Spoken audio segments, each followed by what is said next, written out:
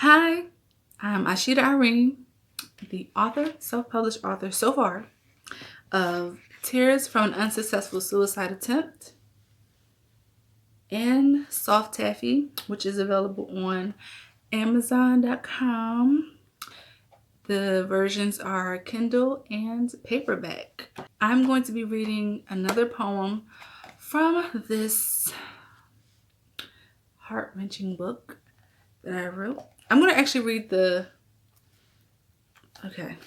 I'm still get it together. I'm still going to read the back. And yeah, because I think I haven't done that. I haven't found a format of how I want to really go with this segment of reading from my book. So anyway, Tears from an Unsuccessful Suicide Attempt is a collection of dark poetry and morbid journaling that was written by me from the ages of 14 through 21 years old. In hopes of figuring out where my depression started, I've placed every poem and journal entry in chronological order. Going back and reading what my teenage self wrote was rough, but I found comfort in knowing that I could express my feelings when I didn't have a listening ear. As my present 25-year-old self, I explain what each poem and journal entry meant to me as my younger self, writing these delicate, fragile, and raw words. I take the readers and myself back in time when my life was at its lowest. I know this book will help younger people dealing with similar situations like mine and adults who continue to struggle with depression. And that is the back of, let me see, because I feel like it's on my face, of Tears from an Unsuccessful Suicide Attempt. Again, this is available on Amazon.com in Kindle version and paperback. So I'm going to read a poem. I try to read from different ages. I think the last two videos I read ages 19. So I kind of want to read something that's a little bit earlier. And I feel like I said, majority of the book has poems from when I was 19 years old. Like I was going through it, man. I was going through it. So, okay. I'm going to do It's You. I did want to start reading without the book, but I'm just going to keep reading from the book. So if you have purchased this book, please turn to page 55. So no, I'm going to be on page 55. And the poem is called It's You, March 23rd, 2008, age 18 poem. Your skin is so paper thin. You have no spine. You sit and wait to die. How can you say you love me when you always say I'm ugly? You never have my back, and you stay calling me fat. You take me from the world because I'm your only girl, because I'm your only friend. But you want my life to end? I used to have hope. I used to have faith. But since I met you, you turned me away.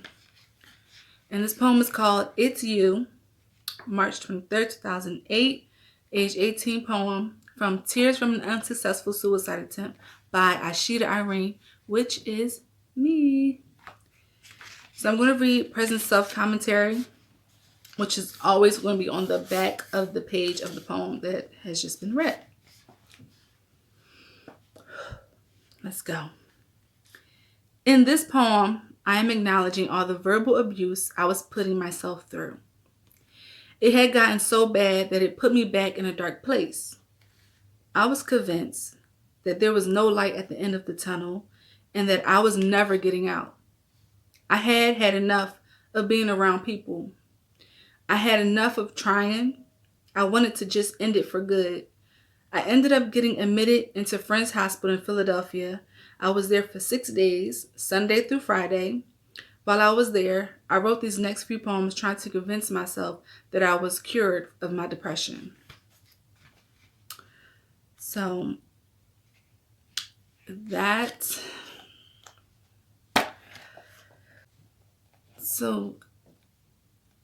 I am at a loss for words. That's why it's so hard to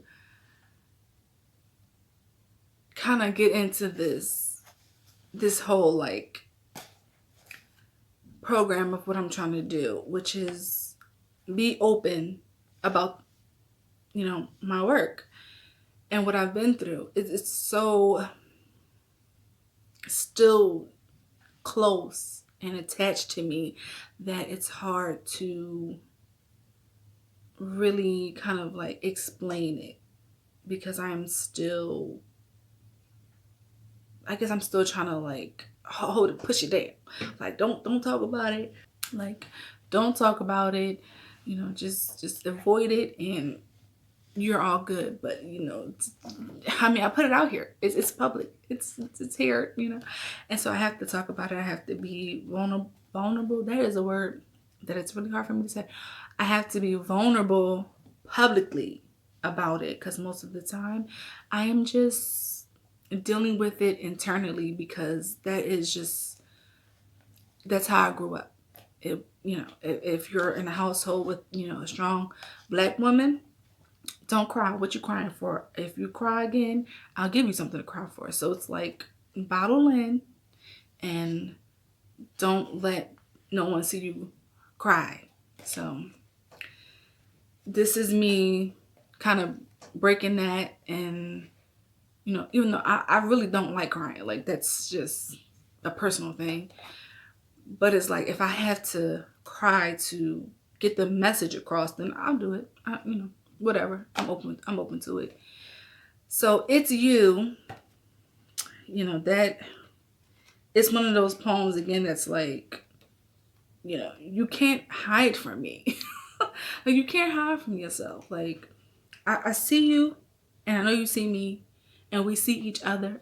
We see each other and you have to face it.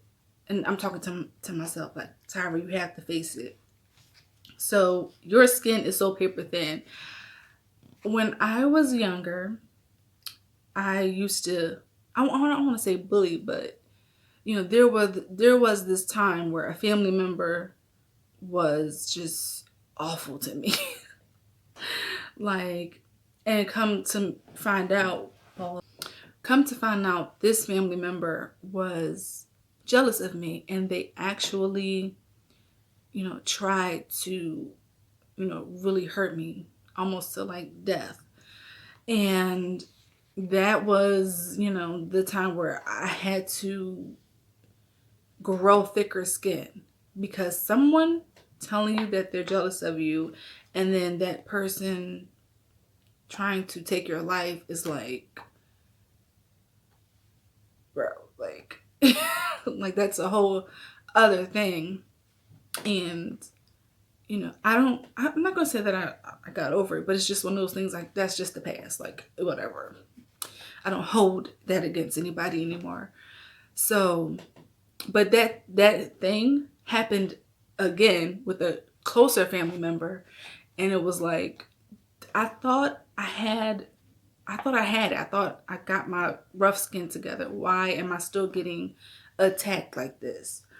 So, your skin is so paper thin. It's kind of just that verbal abuse. Like, you're so weak. Like, it, you're weak. What you gonna do about it? That's basically what that line is saying.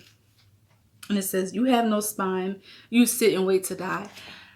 That is like the mirror. Like, and sometimes the verbal abuse is kind of sugar coated in tough love. And I think this poem was like tough love, but it's kind of verbal abuse to myself. So, you have no spine, you sit and wait to die. That's what I was doing. I had given up. And I wrote it down. Like, you've given up. I'm calling you out. What you gonna do about it? And so the next line is, how can you say you love me when you always say I'm ugly? I think everybody, no matter the gender or the age, can attest to having that insecurity. And then before somebody else can call you ugly, you call yourself ugly. Like, to build that thick skin, like, whatever, I know I'm ugly, so that it doesn't hurt you when they say, when whoever it is say it to you. And that's basically what I was doing, tearing myself down before anybody else could do it. And, that was wrong of me. And I'm trying to, I still do it to this day, but I don't be like, you're ugly. I just be like, oh, girl, you let yourself go. So, you never have my back and you stay calling me fat. It's the same rhetoric from the thing, just me calling myself out. These are the things that you say to yourself in the mirror. These are the things you say to yourself in your head. Why are you tearing your own self down? The world is already prepared to do that to you. You have to get yourself that armor and love yourself, so that way when you go out into the world, when they do come at you, you're prepared. But I was just in this realm of self-pity and insecurity and low self-esteem. It was like I was in it, and then I was like, you know what? I'm just going to keep piling it on myself. And that's... I wrote this shit down, bro, like in a poem. I'm crazy. Okay. Next line. You take me from the world because I'm your only girl, because I'm your only friend, but you want my life to end. That is me, that self-isolation when you feel like there's no one there to talk to. There's just, yeah.